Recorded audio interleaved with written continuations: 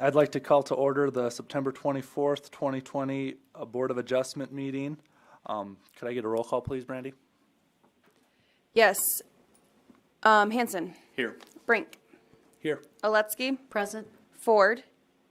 Here. Spire. Here. Dolly. Here. And Kays, Culhane, and Dargis Johnson are absent. We have a quorum. Thank you. Next item on the agenda is the approval of the minutes from the September 10th, 2020 meeting. Can I get a motion and a second, please?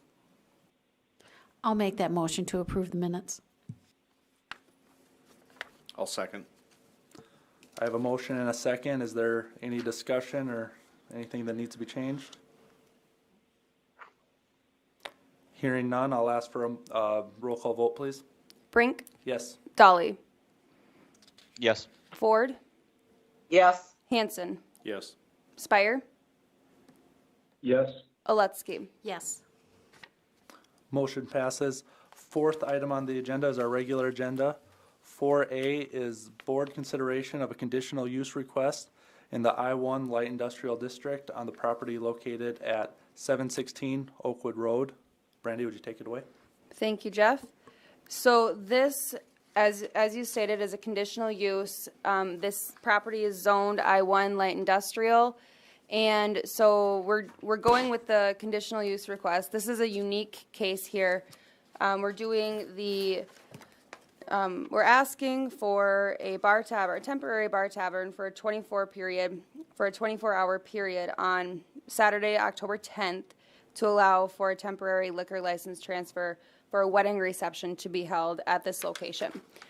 So this is something that we used to do for the zoo, and it's something we want to avoid, and we're looking into it, and Matt can chime in as well, because really it just becomes more of we wish it could be more of an administrative function as events like this happen. The difference here is just to allow the vendor to transfer the liquor license for the event.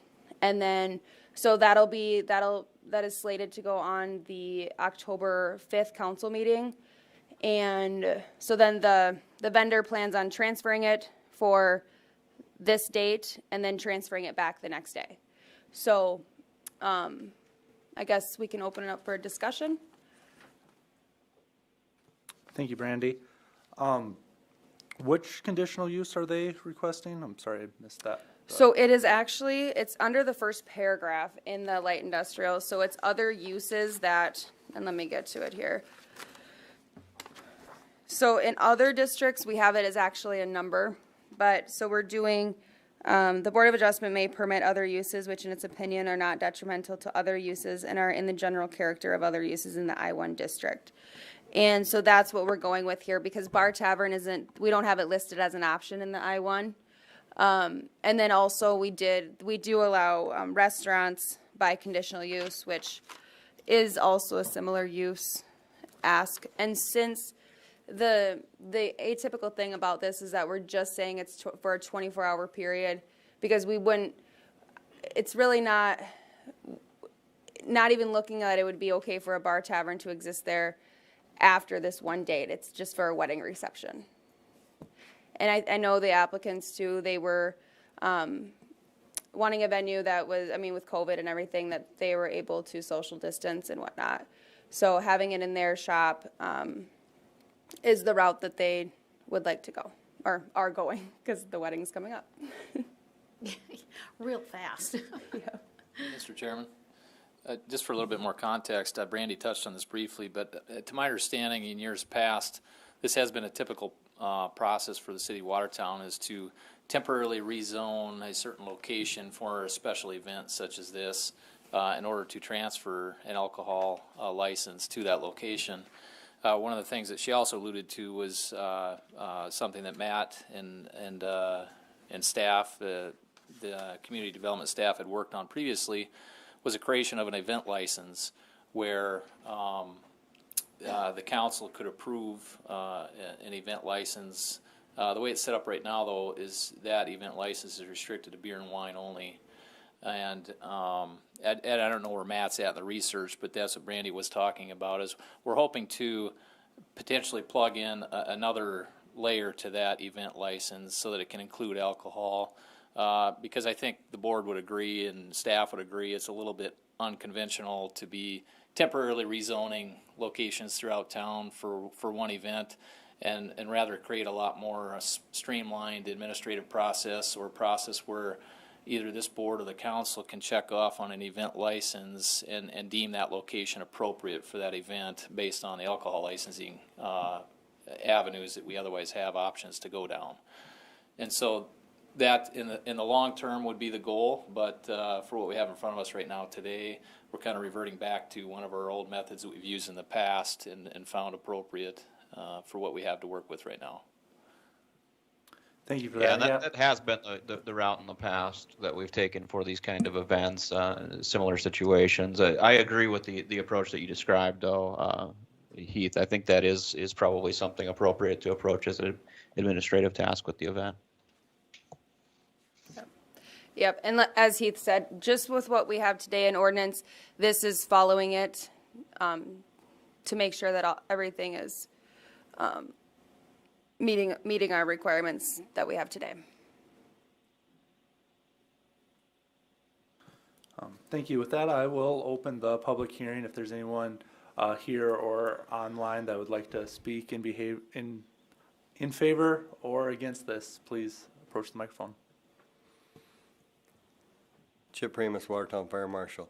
And I agree with the process that we work on with the city, and part of that process, the fire department will look at that structure, that area, to make sure it's okay and it's safe, and I'll be doing that with this building too. I'll contact the owners. I'm sure it's fine, but we are aware of the safety factors, and we're taking care of it, just to let you know. Thank you, Chip. Anyone else to speak in favor or against?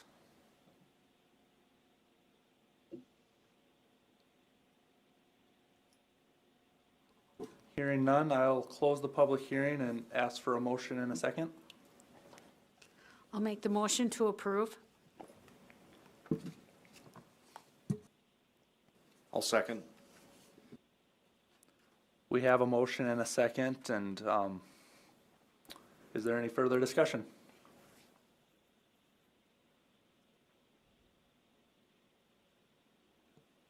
Hearing none, I'll ask for a roll call vote, please. Sounds good. Brink? Yes. Dolly? Yes. Ford? Yes. Hanson? Yes. Spire? Yes. And Aletsky? Yes.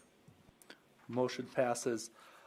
Next item on the agenda is board consideration of a variance request to the zoning ordinance requirements related to proposed improvements on property located at 116 15th Street Southeast. Brandy, will you take it over? And actually, Stacy is going to lead us in the next two items, so I'll turn it over to Stacy. All right. Thank you, Brandy, and thank you, Mr. Chair, and good evening. This is a variance request proposed by Christian and Sarah Olson. It is at 116 15th Street Southeast. And they have submitted an application to construct an addition to an attached garage with a side yard setback of 7 feet rather than the required 9 feet.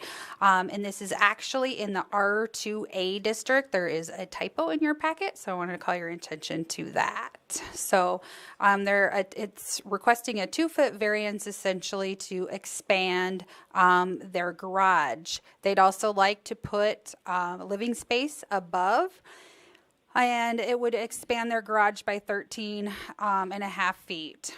And the owners are seeking the variance to allow for adequate garage space to park a pickup and also add an upstairs bedroom. We did have one call in opposition. And with that, I'd be happy to answer any questions. Thank you, Stacy. So with the R2A district, we have a 6-foot side yard setback unless the frontage is 75 feet or greater, then it becomes a 9-foot setback. So this is that case where we're greater than 75 feet and we have a 9-foot setback. Is that? I believe so. We're going to check into that quick. But yes, I believe that's the case. Yep. Thank you. Yep, you can see here that their frontage is 84 feet. So then it kicks them into the 9-foot requirement of a typical R2 or R1 district. Will the second story above the garage tied into the existing second story above the built-in garage? I believe that's the plan, but if the applicant is present, I would like them to address that further. I will open the public hearing, so if there is anyone to speak in favor or against, please approach and state your name for the record. Where's that microphone at, Tyler? Otherwise, go for it. I'm Christian Olson here. So what our intentions are is, and I don't know if there's a view of the house from the street. I believe, correct, yes. So what we're looking at is we would like to do another single stall garage to the south side and then add on to the living space above. So it'll look exactly like this. It'll just extend farther. So it'll be another single stall garage to the south, and then everything will be tied all together, correct? Will it have the same kind of overhang to match the existing garage? You know, where it's the house and then you got the slope to the roof? Yeah, so it will It'll slope. just tie right into it? Correct, yes. Okay, so then when you tie that in, how are you going to do the roof line? So we could do it, I haven't looked at really the graphics of it yet. I don't know if we'll just keep the existing peak and then the south side of the top roof will just slant a little, you know, less as steep, or if we will totally adjust our total roof line to go into the center. Yeah, the height is something we need to consider because our setback does increase to, required setback increases to 10 feet if it's deemed a 3-story structure. So that would kind of compound the variance there. So kind of want to make sure that we would stay under that 3-story requirement.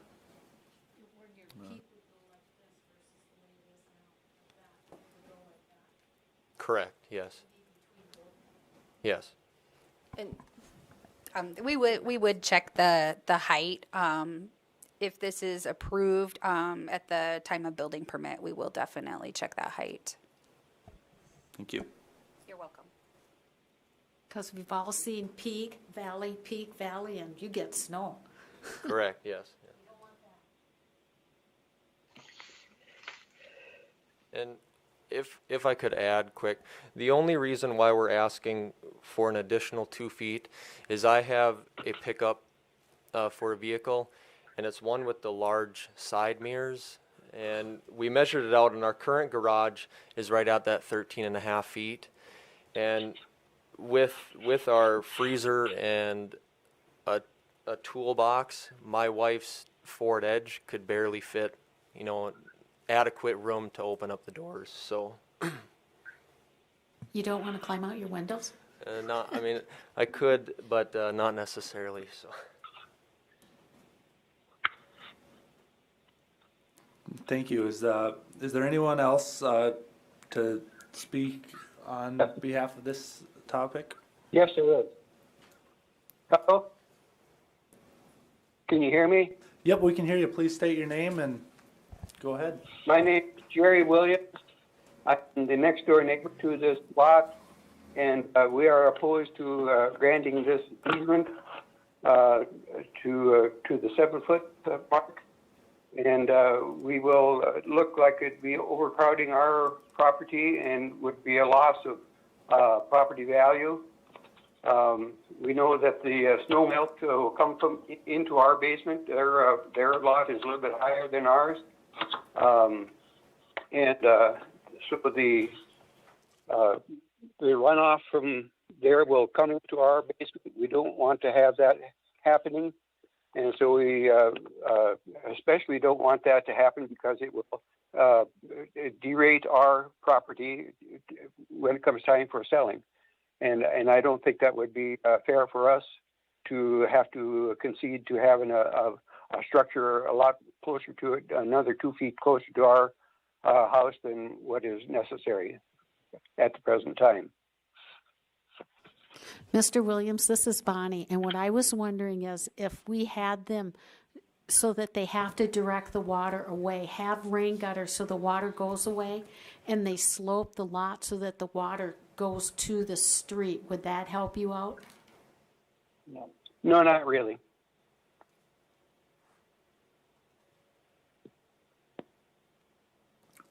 Thank you, Mr. Williams. Is there anyone else to speak on behalf of this Well, issue? Could I add one more thing? This Go is ahead. Mr. Williams again. The coming that much closer to our house, there's a chance of the exhaust from the vehicles coming over into our basement also. So with a completely finished off basement, and we do use that as part of our living space, and we wouldn't care to have that exhaust coming into our basement. And there's that possibility of that happening if you increase the garage limit over to that another 2 feet. So we're vehemently opposed to having this done. This is Christian Olson again here. Just to clarify, we do currently have gutters on that side of the house, so they would stay guttered. And currently where I park now is with my pickup, I currently park on the south side of our house as well. We would just like to have it enclosed for, weather permit or weather. So then when you're running your car, like to warm up or something, you would back it out of the new garage and have it not right beside their house like you do right now? Correct, yes. Okay. And have you thought about maybe a fence or something just between the new garage and the house? We could currently, and actually this picture actually shows it, we do currently have a fence right now. Where it ends is it actually ends to the, it'd be the southeast corner of our house. So we could extend that fence line if that helps. And then also, we are either way going to plan on putting a concrete pad to the south side of our house. And if the addition does get, or if the variance does get approved, I think we are extending that concrete pad out a little bit beyond the variance, because I don't believe that there's any setbacks for concrete pads. So I will be removing the snow from the south side of our house no matter what. So, But you're talking about also extending the driveway too from the new garage to the street also. Correct, yes. So you could direct the water correct, away yes, and not into his yard. correct. Their yard is higher than that. This is Mr. Williams again. Their yard is higher than our yard, and so it's a natural flow to come down to our yard. And we just vehemently oppose to having this done because of the drain, the runoff from the snow, and also the possibility of shoving snow over into our yard, and also that would tend to devalue our property in the case that we would resell it. We don't want to have our property devalued because of the closeness of another structure to our property. They knew they weren't supposed to put a garage on one. And this is Christian Olson And I again. think they knew. Uh, I think they knew they were supposed to put a garage on before they bought the property. This is Christian Olson. Just to clarify, if the variance does not get approved, or if it does, we are still adding that concrete pad. So with the concrete pad, it will be level, so there won't be any slope towards the property line.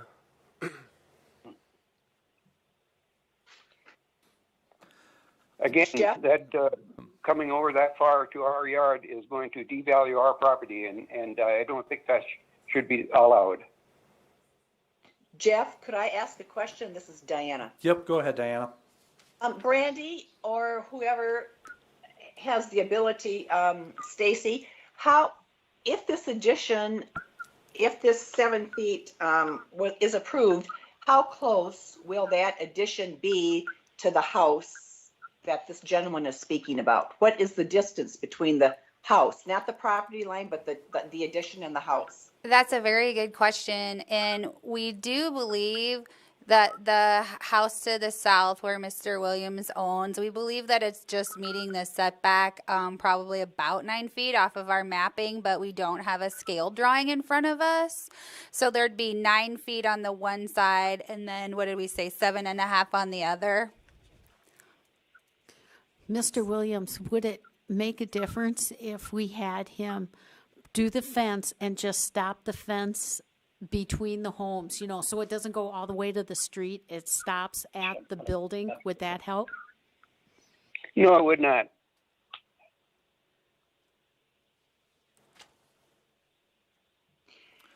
Thank you. Is there anyone else that's here to speak in favor or against this application? The public hearing is still open. Just to make another note, staff does not have any concerns with that distance between those two houses that would meet the zoning ordinance. The R2A zone has always been a tricky one. It was created about 15 years ago, and it was created because there are a lot of lots that are narrow. There's a lot of lots that are 50 feet, and we needed a solution to the setbacks. This particular lot isn't narrow. This is in size large enough to be an R1 lot, but this zoning district has had a lot of issues when it comes to side yards in general. So, Yeah, just mirror what Jeff said. In general, I've seen some cases for exception to the rule in relation to those very small lots, the historic lots that certainly wouldn't meet the width requirement of a modern platted lot. However, this one is quite a bit larger at 85 feet than your traditional R2A lot. This is Bill Spire. I have a question. go ahead, Bill. So the adjacent properties to the left and the right, are they 9 feet from the plat lines there? Or are they within the, because they look pretty close, both of them.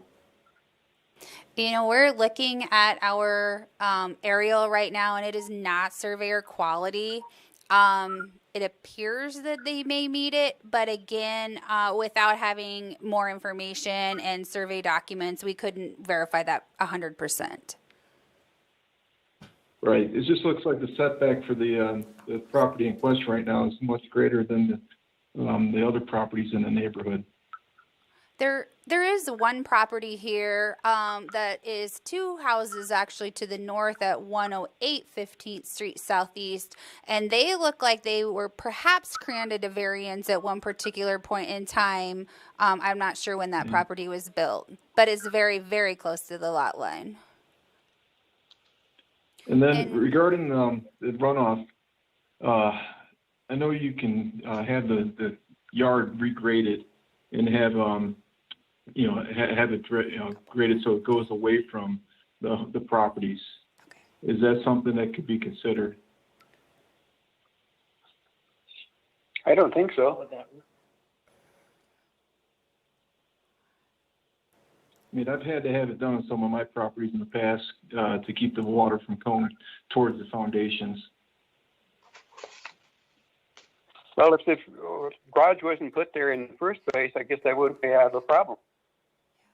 At the time of building permit, we will take a cursory look at the drainage. It would not require a full drainage report or hydraulic analysis, but we will take a look at that to make sure that there's some positive flow to the street and the water is not will be running directly onto adjacent properties. We did do a little bit more looking.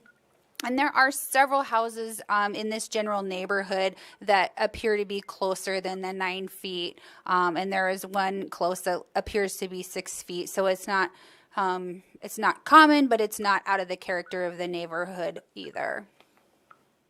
I would note too that a number of those structures may and likely very well were in place even prior to the creation of the R2A zoning district. But without going back and looking at each and every property, it's hard to tell whether variants have been granted since then on any of these properties, or if they were brought into the R2A district upon the creation of that district.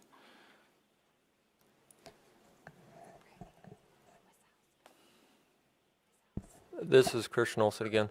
With the overhang on the proposed addition, if it does help as well, I know that I can, with the extension of the concrete pad from the addition, I know I can add a drainage right at the end of the concrete pad to also help alleviate some of the runoff to, you know, coming from the overhang, if that is a problem. I know I can add a drain, you know, right on the With the rain end. gutters also. With Rain the gutters, with the rain gutters, drainage in the correct, concrete and then stuff. also at the end of the concrete, add a specialty drain, if you want to call it Yeah. that, to collect all the runoff from the concrete pad that Okay. flows towards the street. And then have a fence that stops at the house edge of the home, so you do not obstruct his view or Correct. your view. Correct.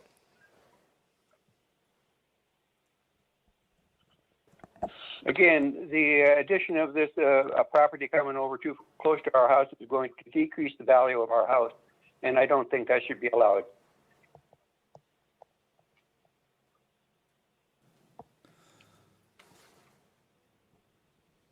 All right, thank you up for that. Is anyone else to speak in favor or against this application before I close the public hearing? Hearing none, I will close the public hearing and ask for a motion and a second. To get the conversation started, I'll make a motion to approve. I'll second. I have a motion and a second, so we can have further discussion.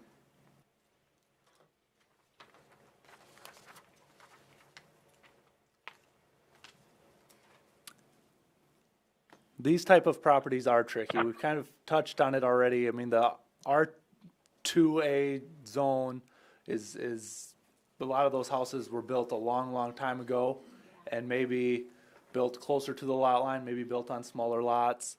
You know, so then we do get a lot of variance requests, and we look at what is there in the neighborhood. But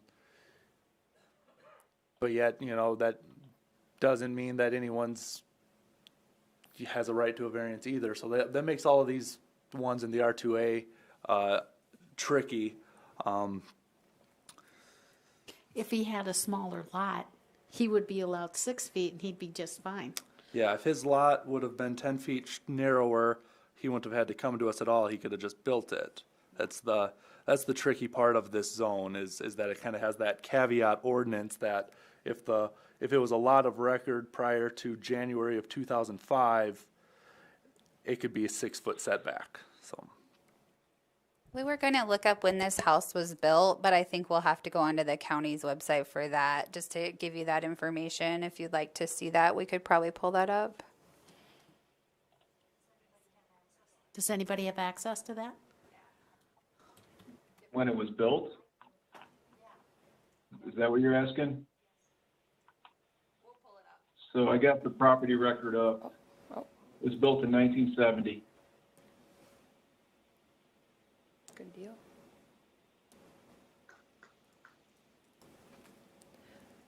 Thanks, Bill. Thank you for your help. is there any further discussion from the board?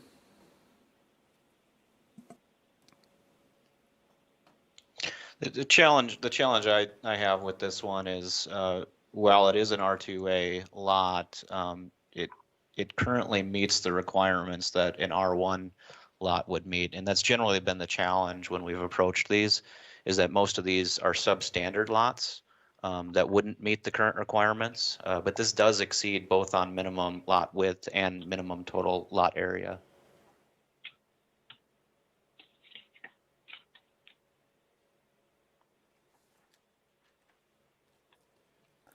Thank you for that. Is there any other comments? Thank you.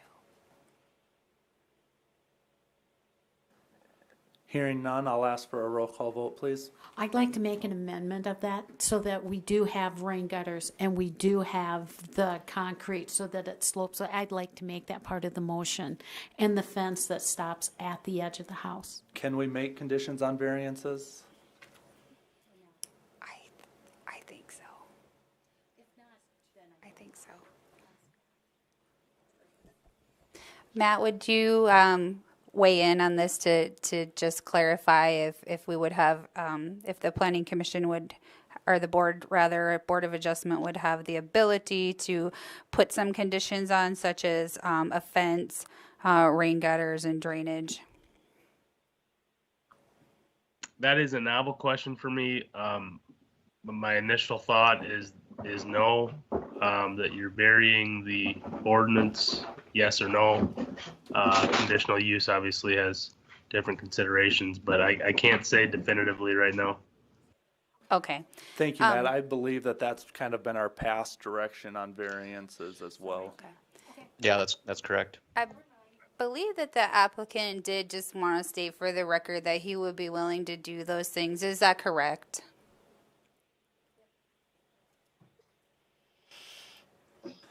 So I have a motion and a second on the table, and I will ask for a roll call vote, please. Thank you, Mr. Chair. Brink? No. Dolly?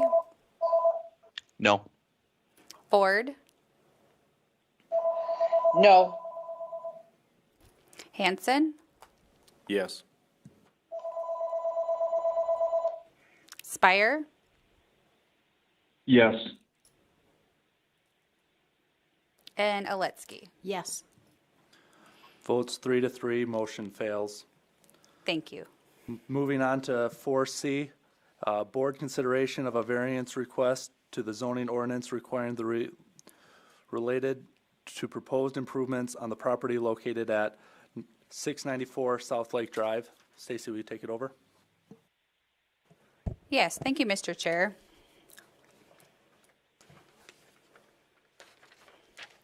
So this variance request is from Richard Jurgensen, again, 694 South Lake Drive. The applicant would like to construct a 10 by 14 shed located 2 feet from the side property line. The ordinance in this case does require a 4-foot side yard setback for accessory structures at under 200 square feet in the R1 single family residential district. The owner is seeking a variance to place a storage shed on an existing concrete pad that is located 2 feet from the side property line. We did have one call in opposition to this, and I would be happy to answer any questions that you may have. Isn't the shed already started? We just got some information that it is. The concrete pad is existing there. And the applicant is here. If he can answer these questions, he might have a better timeline. I will open the public hearing since the applicant is here, so you can. 694 South Lake Drive.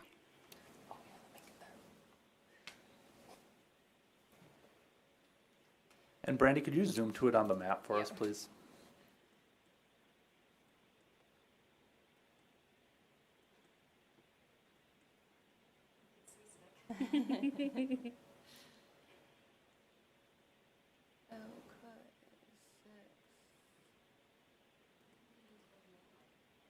Yeah, I do. You're right.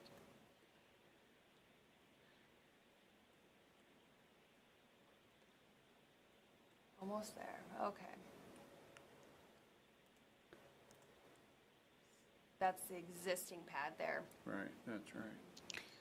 And so on the GIS, it looks like it's a lot farther from the property line, but the 2 foot was as measured from an actual property survey. We believe that's correct, yes. This house was. The parcels out at the lake, sometimes those parcel lines aren't surveyor quality, and we've noticed that there tends to be some issues. So the information that we have would be 2 foot more accurately off of a survey. This house was built recently. and it adhered to the 9-foot setback? So we know it's at least 9 feet for the house that's adjacent to the east, the 690. Did adhere to the 9-foot setbacks. So that line is offset quite a bit.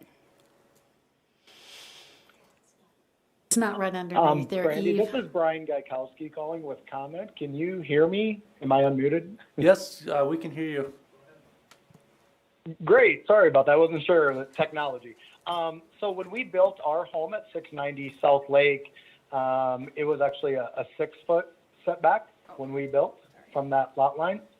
And so our home is 6 feet. And I know Rich, and I don't know if he's there, he and I have had multiple conversations, very nice conversations, but that concrete slab was poured many, many, many years ago. And I don't know if there was any sort of communication with the city regarding that. That really doesn't matter. There's a concrete slab there.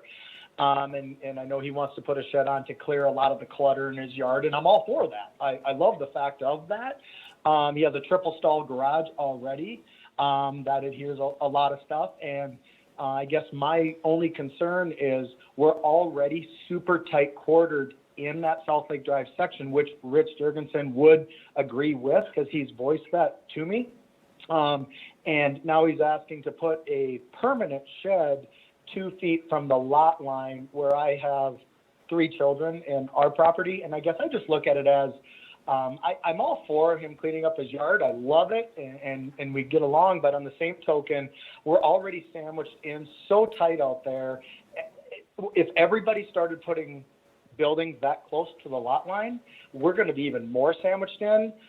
Plus, I have a 5-year-old little bedroom right up above, which, again, makes it more cumbersome for a fire department to need to access. If the worst case scenario, I know not a high probability, but if it should need to be, Rich has already put up a couple big vine fences, or big vine, and they're beautiful vine pergolas on the lot line, almost to create like a pseudo fence, so to speak. So it would be definitely a little bit more cumbersome for a fire department to get in on that west side of my property. And I'd be way more comfortable with the actual setback. And that's why I guess I would be opposed to this, just for 2 main reasons. We're already sandwiched in super tight out there on South Lake. And secondly, just to make it a lot more user-friendly for a fire department had they needed to access that. And that's just my comment. Thank you for those. Anyone else here to speak on behalf or against this item? Mr. Jurgensen, would you be willing to move it 2 more feet away from the lot line and be the 4 feet?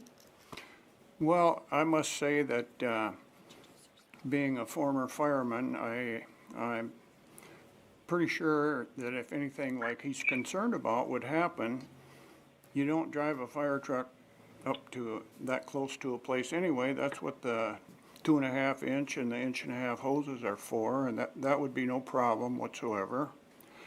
I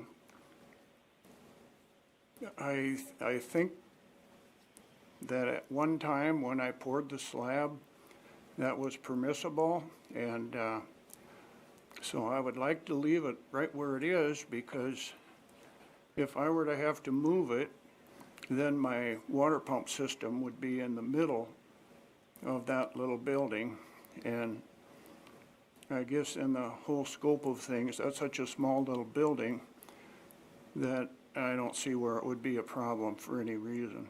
And another thing I might add is the neighbor's house is situated so that that would be the back side of their house, which really doesn't, my shed wouldn't cause a problem there, because their sidewalk goes around to the east side of their house anyway, which basically this portion is unused for me or Brian's. So I'd like to have the shed right where it is. And not only that, I might add that there's some sidewalks and ramps going to it that would have to, I mean, it just wouldn't look right if it was moved inward from the lot line because all the cement leads right to it, and it's all set up for that reason, so. I would hope you can see to let me build it where it is, since it's already started. Okay, now, where the shed, where it's proposed or where it's already started, there's still some more, to the south too, right? So where is your, well, or whatever for sprinkling system, where is that to this slab? Okay, the well and the pump and the whole thing is on my side of that shed, so if the shed would have to be moved, then that would, if it was moved over 2 feet, then the well would practically be in the middle of the area that the shed's for. So your water, the well and stuff is like right there where the red line is, right there. Yeah. Well, it's on my side of that slab. Yeah, And, but I'm wondering how close is it to the slab? That's my question. oh, the well would be inside the building. Do you want it to be inside the building? Yes, I do. That's, the cement slab for the shed has the well and the water pump for the sprinkler system all already pre-designed right into it to be on the west side of the inside of the shed. So then if you moved it over, it wouldn't cause any problem. Well, it would, because it would be in the middle of the floor, and the problem with that is it would cause me to not be able to put like garden tractor or snow blowers or this or that in there without jockeying it around. And I guess I would just like to say that, Rich, could you slide it over another 2 feet so it's on the east side of the inside of your shed? So it's not right smack dab in the middle? well, Brian, what's the problem with it where it is? I don't understand that there should be a problem there. Well, I just shared my concerns about that. Yeah, and I guess I don't need to repeat myself on that, so. Our ordinance does state that there's a 4-foot minimum from the property line, so we're just discussing options, back and forth, but, could I get your name for the record too? I think we missed that when we first started. My name is Rich Jurgensen. All right, thank you.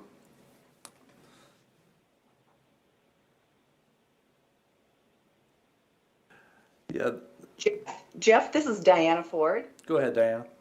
I'm curious to know why the construction on the shed has already started.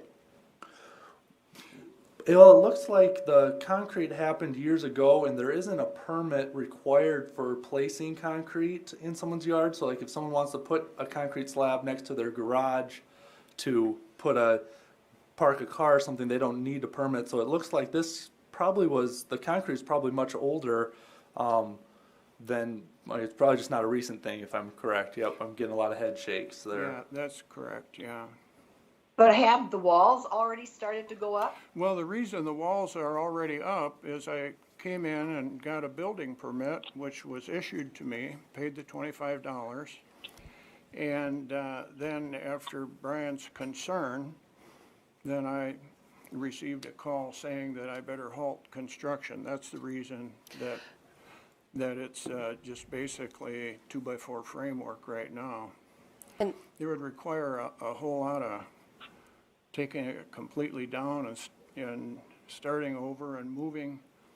The most I could move it in order for access to and from the lake, like with a boat dock and so forth, to be pulled through there if necessary. It just makes sense to leave it where it is, because that being the back side of the neighbor's house, it's just grass there. There's no sidewalk or anything that would be obstructed by having the shed where it is. This is Brady. Just to give a The little only more. thing, and I would agree with Rich on that. There, our sidewalk is on the east side. The only thing that would be a hindrance with that is for resale. Looking out my office windows, we would be looking right at the wall of a shed. Because I have two office windows that face the west. I wanted to provide a little more background with the building permit issuance. So that was issued under the premise that it was for placement of an ice shack, which it was, you don't need a permit for that. But I believe that the building inspector issued it at the time, and I think that you might have insisted that you wanted one. So then in inspections, then we noticed that it was actually going to be a permanent shed, and then that's when I contacted Richard to Well, that get was- a variance. If I may add, that was an alternative that I could have done. Since the pad was there, that would have been an alternative I could have done. That's why that came up. But initially, I was issued the building permit and then told that I needed to halt on it until, Because you can park an ice shack in your side yard, but if it's a permanent structure, it's permitted differently. Because an ice shack falls under our storage ordinance where it's allowed for 6 months at a time. There's states and such, correct? Yep. But it can be moved at any time. It's not like you have to take it down, like to move a shed. Yep. right, that's true. Well, I must say that I need that space to be at least that large, and so if I made, for example, I could take off 2 feet off of the side towards the neighbor's property, but if I did that, I would have to lengthen it, and that would mean then that would, I would be legal doing that. I'd be 4 feet from the lot line, but the shed would have to enlarge, being narrower, it would have to wind up being about almost 24 feet long, since it would only be 8 feet wide. So I think in Brian's case, it's probably better to leave it where it is, because if I lengthen it, it would go to the south, and that would completely cover any view that he has from his office window that he was referring to, so. How long is that cement slab, the existing slab? Oh, I suppose it's been there 18 years, maybe. No, how long is it? Is it 24 foot long? No, it's close. 14 feet long. 24. By 10 feet wide. We're just measuring up here on the aerial for the actual concrete slab, and the back part's 24, and the front part looks like it is close to 14, as Mr. Jurgensen stated. 10 by 14. Yeah, and the shed would have to stay under 200 square feet, or else it has different side yard setbacks. Right, yes, I agree with that. The public hearing is still open. Is there anyone else that hasn't spoken that would wish to speak on behalf or against this item?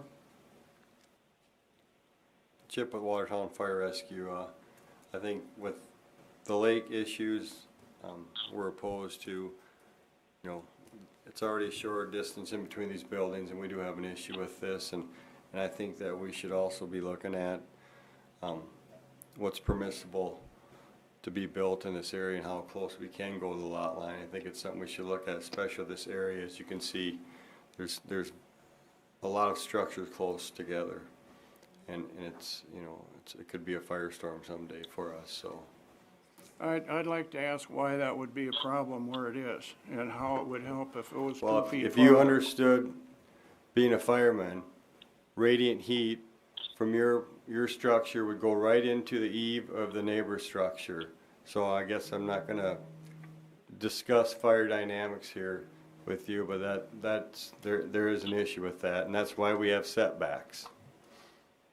Did you happen to look down by the prop across the Dora Avenue from the prop? Those houses are packed in there so close that, what's the deal with that?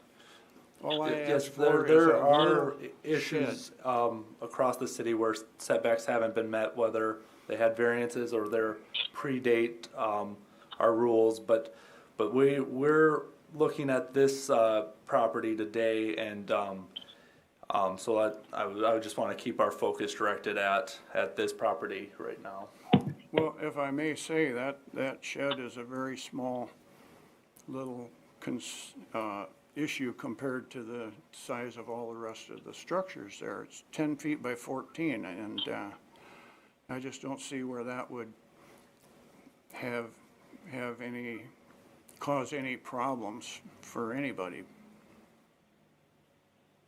I think it's just a place where, because the cement's already been there for so many years with the bolts sticking up in it to bolt down a shed like that, I think that was just my natural thing to get a building permit and to do that.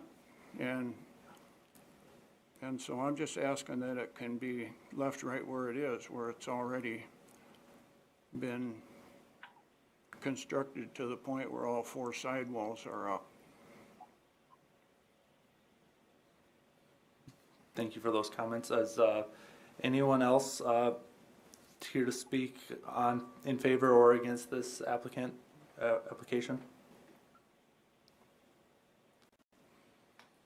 Or does anyone from the board have any questions for anyone who's spoken? Hearing none, I will close the public hearing and ask for a motion in a second.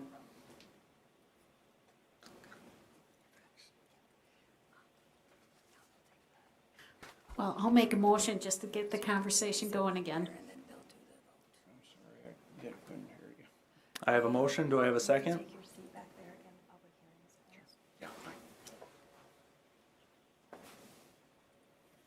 Thanks.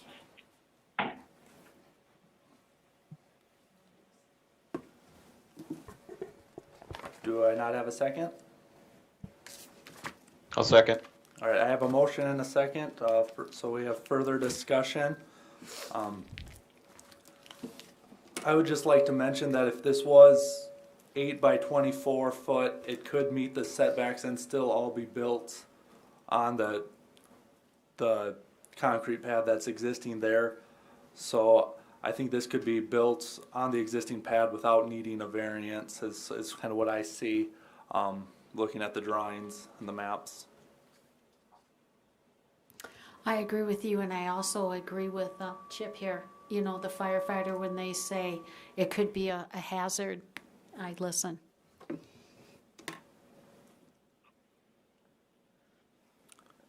Are there any other comments from the board? Hearing none, I'll ask for a roll call vote, please. Thank you, Mr. Chair. Hanson?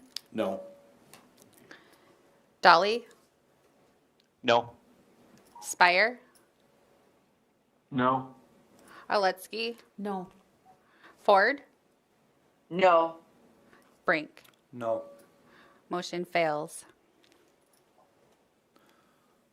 Moving on to open public comment, did we receive any public comment, Brandy, for the meeting? None. Is there any new business? No. No new business. Is there any old business? Yes, so just full disclosure, and I had discussed this with Bonnie, for the past conditional use that we granted. I know that in discussion, it wasn't part of the motion, but just because we do, obviously, when we're in discussion with the board, that we do take those seriously. So I just wanted to fully disclose where we ended up with this property. So the Wade Brendan, we granted a variance for his contractor shop out north of the softball fields. And the question was asked about if we were going to require a replat with this variance granting and then the building permit being issued. And for this situation then, we are not going to replat it. Now, the reason being a little bit to be determined. We need to come up with a solid grounds for how we are going to work with these past issues. I mean, so basically this whole area should have been preliminary planned. It should have been subdivided at that time with the zoning, and then when it was platted, it should have been subdivided. So those are things that we wouldn't allow to happen today. We also, lots that are not developed yet, we want to make sure that we are getting replats to clean those up, because obviously platting is the basis of our zoning ordinance. So it was kind of a lot of back and forth with some of the surveyors have differing thoughts, and so it is we are working through that and trying to work with them and be open to considering these types of situations. And I don't know if Heath, if you want to add anything to that. Yeah, absolutely. Thank you, Brandy. Mr. Chairman, this discussion, it's been an ongoing one, to be honest, since I've gotten here, and looking at the platting requirements in our, not only in the zoning ordinance, but also in the subdivision regulations. And it's clear to me in those ordinances and to anybody else that reads them that before any building permit can be issued on any parcel in town, that parcel needs to be platted.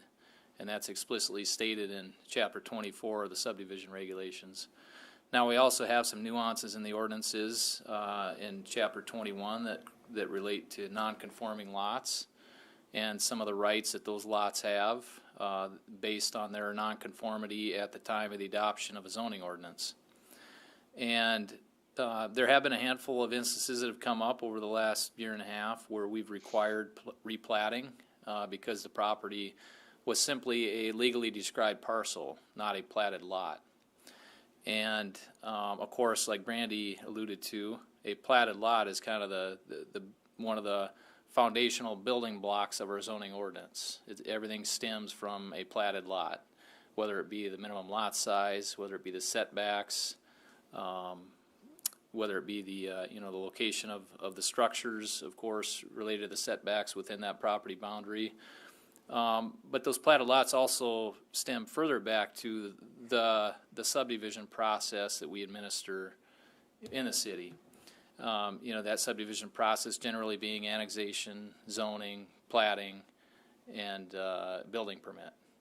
So in instances like this one, it was of the staff's opinion that this was a parcel that made sense to go ahead and get a replat on, particularly since they were coming forward for a variance and needed action on that item. And before a building permit would be issued, we recommended that a replat be performed on that parcel. It's just one. It is a baby step, I'll admit. I mean, it's not a dire need in this location. It's a baby step in the right direction to correct some of these legally described parcels that are not platted.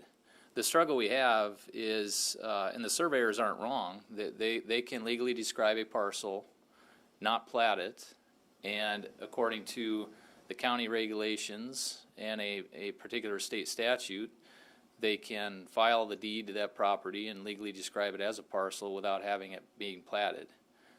That we don't object to. That's perfectly legal according to the regulations. Where we come into conflict, though, is that at our local level, we do require platting. And it also explicitly states in our ordinances that a plat should occur even before a land transaction occurs. And I think we all know that that's not the case, and that's not the case in most South Dakota communities.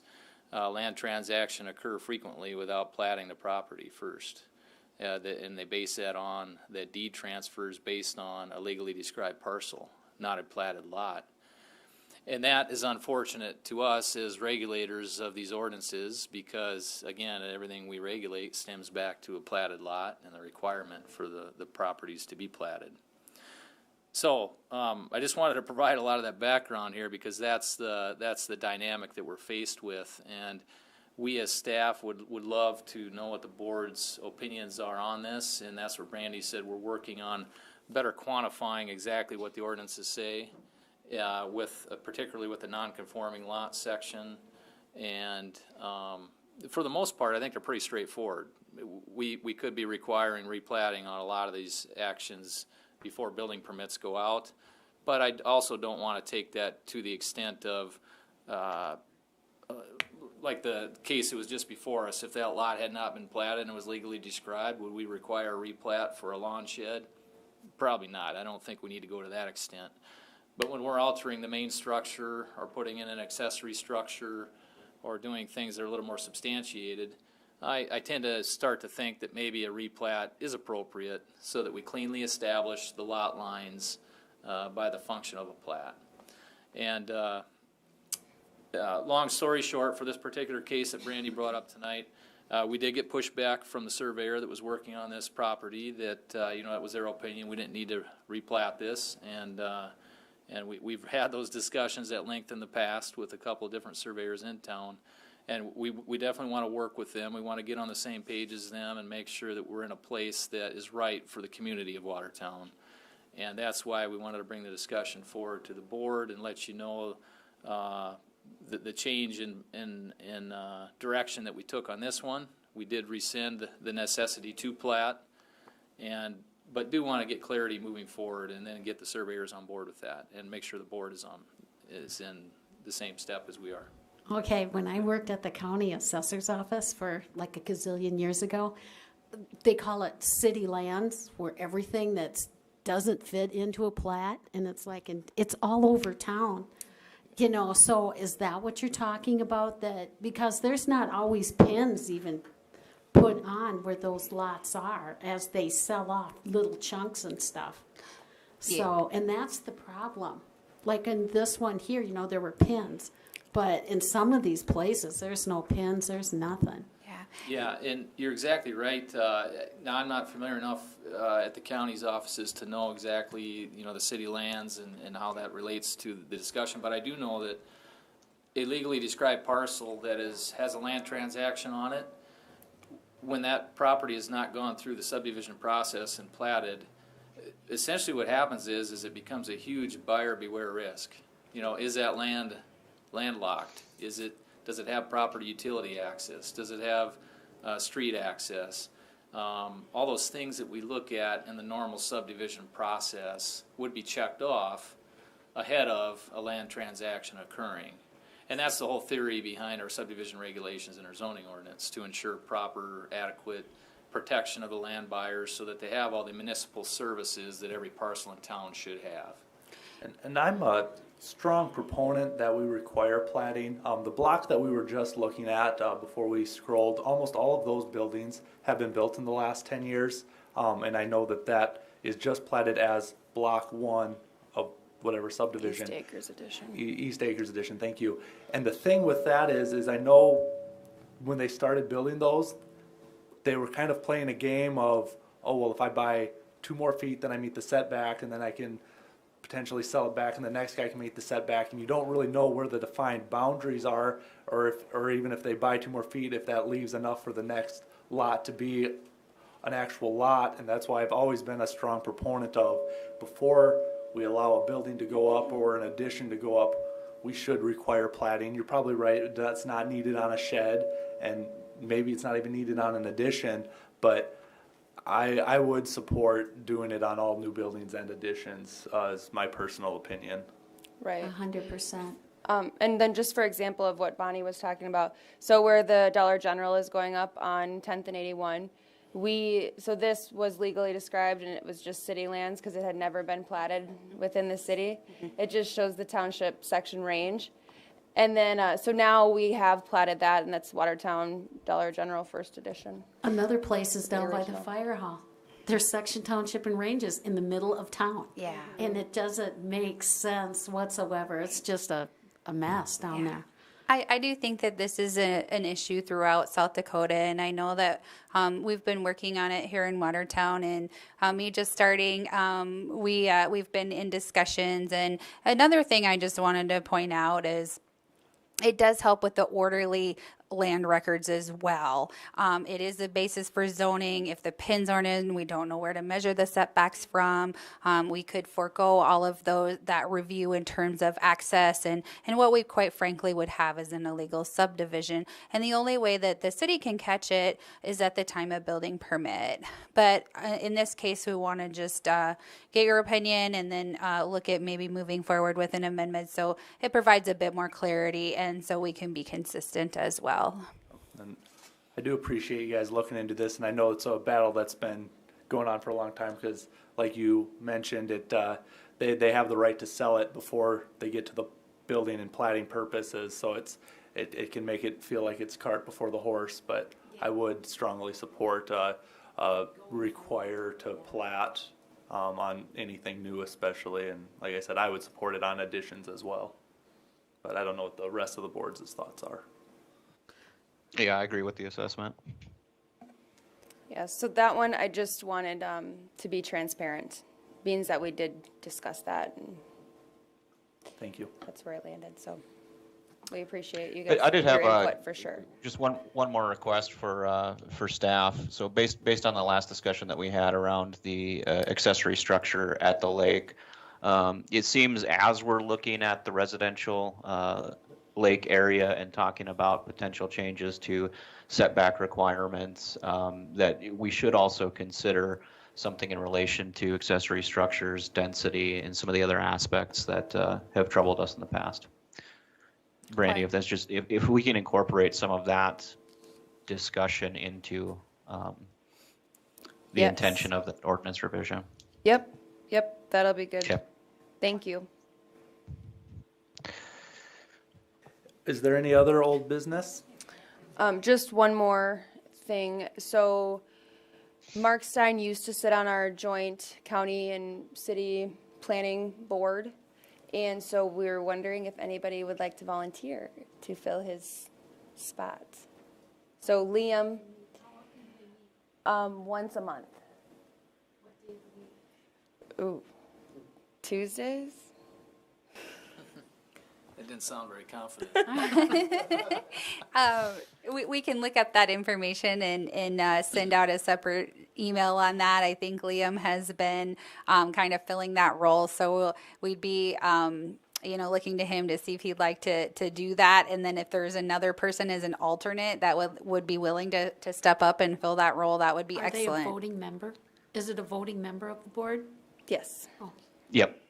And so I would say it's just for the joint jurisdiction area as well. So if there's not an item on their agenda that falls into that joint jurisdiction area, then there wouldn't be a need for that board. Mm-hmm. And I believe the way it is written is the city council would actually make a formal appointment onto there just to follow the rules and make sure that we're going by that ordinance. So. Something to ponder. Reach out if you're interested. Thank you It's a great so much. opportunity. Thank you. Any other old business? No, none that I have. Oh, Brandy, did you, on the topic of board members and things, I sent you an email. One of the things that we need to revisit is board elections as well as updating the board membership on the website. yes. Yep. Thank you for bringing that up. We'll get that done. I had it, I was logged in, and then I think I got sidetracked to get that switched there on the website. Because that's something that I should just be able to do. And then also, looking into the whole, the ward situation as well. And then are we at the point, I know that with COVID, we kind of put that on the backtrack of doing the elections, but is that a place that, Blake, is your work schedule going to be changing where you'd be? I don't foresee myself traveling anytime soon, if that's the question. Yeah. But with Mark no longer on the board, we do need to, at minimum, elect a vice chair. So I think it's just appropriate that we do board elections and make sure that that's official.